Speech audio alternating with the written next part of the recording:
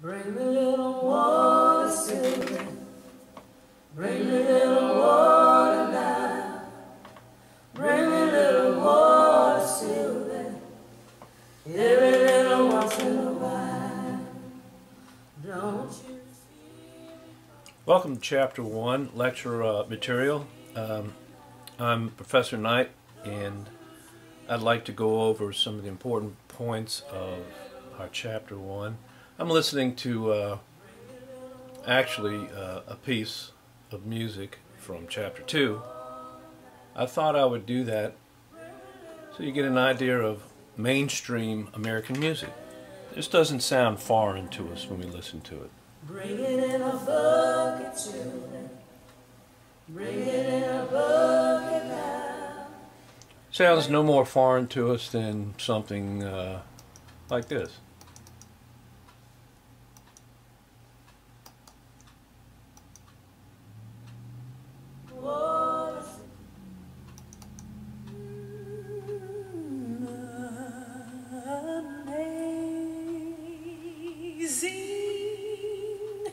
Grace, how sweet.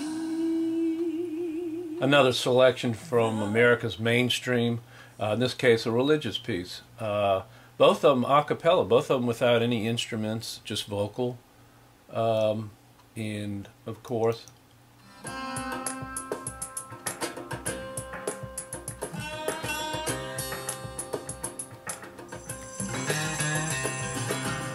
instrumental music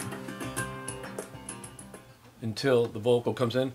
Anyway, some of the points we want to talk about, first of all, is this is the textbook that we're going to be using, Music of the World, and it comes with CDs, 3 CDs in a pack. You need to have this. You need to have something to listen to them through, and I recommend not a laptop, but I mean, if that's all you have. Try and get to a CD player or a computer that has some full range. We're going to talk about frequency and acoustics. Of course, if you're an audiophile, you'll know what I'm talking about. But you need a system, or it's preferable to have a system that you can hear the bass and you can hear the cymbals, both at the high end of the sound frequency range and the low end, to experience music. Because we're going to do a lot of listening. Listening is an important part of what we'll be doing for the next 4 weeks. Or if we're doing a semester, if this lecture is going to go for 14 weeks, however long the course goes.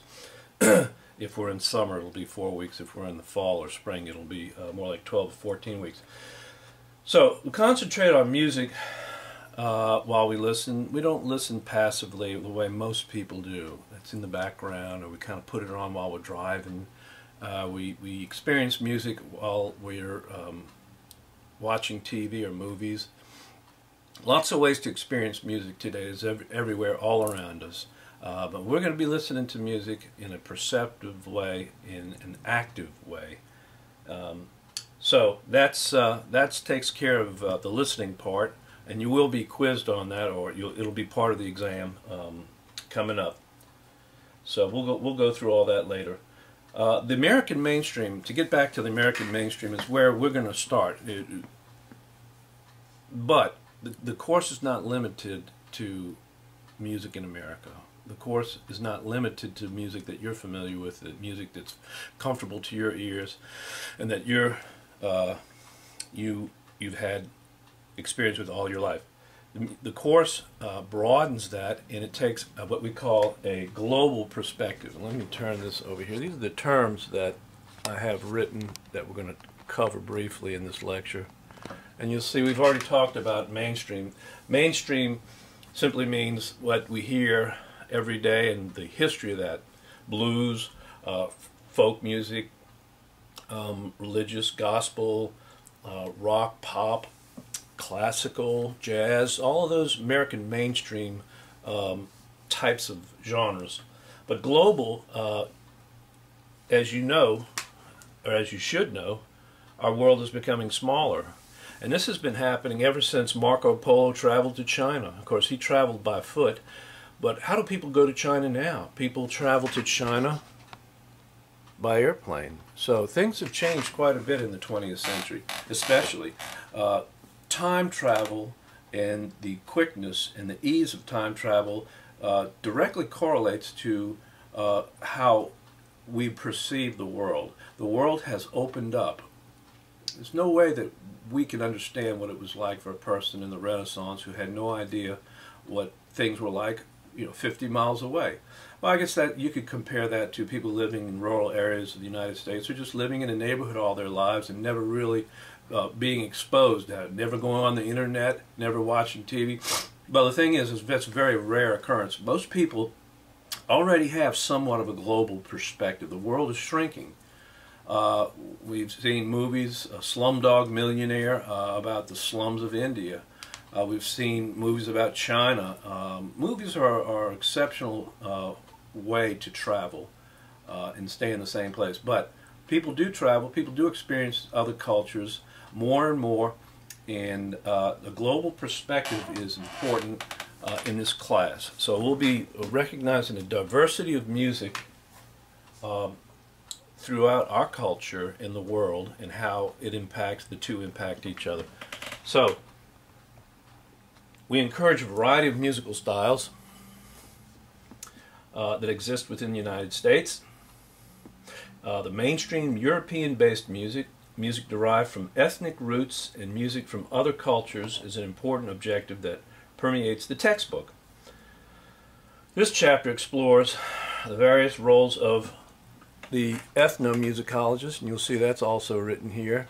An ethnomusicologist studies not just the sound of music and what the instruments are and how it's produced, but they also study the context. Context down here is an important consideration when you listen to music that's especially unfamiliar to you. The context meaning why was the music performed, how was it performed, by whom, were they professionals, were they average regular citizens that participated in the performance, who listened, why did they listen, what was the function of the music. The context could also be historical. An historical context meaning what was it like at that particular point in history. We can even go back to the 60s and say, what was it like being a child of the 60s when culture was different, culture was very liberal, and the Vietnam War was going on, civil rights. There was a lot of change going on. Or you could go back to the Middle Ages in European history, in the historical context of society and the music that mirrored that society. So we can say that a context helps music to mirror, or it does mirror. Music mirrors the society that it comes out of. It's a reflection of the values and the interests, the cultural aspects and characteristics of the people that created the music. Ethnomusicologists such as Francis James Child, who collected Appalachian ballads. We'll talk about that in the folk section, chapter 3. So, let me continue on.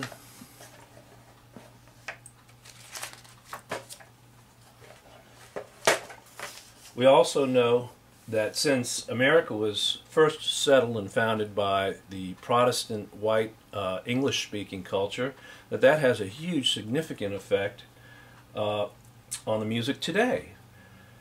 As a matter of fact, most Americans' popular and classical music is based on harmonic, melodic, and rhythmic practices of Western Europe. Now, that's not to say that there hasn't been significant influences by other cultures, in particular African American culture, which has been one of the most significant blends as one culture assimilates into the other. And assimilation is another word that we have here. For a long time, blacks were isolated and only in a very superficial fashion integrated with white society. But that's changed. And it's changed over the past 100 years, especially in music. African American influences, ragtime, blues, turned into jazz, popular music, rhythm and blues. So there has been quite a bit of assimilation of the two cultures. On the other hand, isolation.